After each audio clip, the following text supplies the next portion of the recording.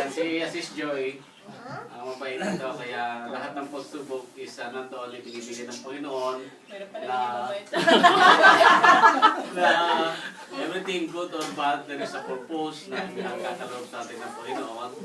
Nandoon na God is always with us. Kaya Sis Joy, ano man yung mga bagay na bumabagabag sa puso at isip mo, is mas malaking family yung pinagkakaloob tayo ng Panginoon.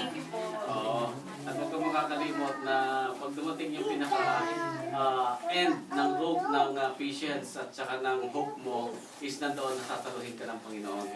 Kaya nandoon na just have faith and keep praying. And God will provide all your needs according to His riches and glory.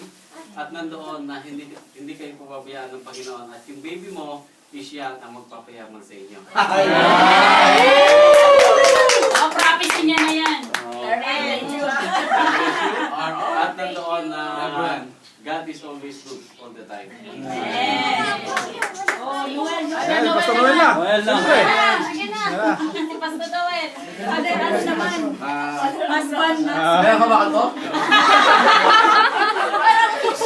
Parang bilis ka lang ka ba kanto?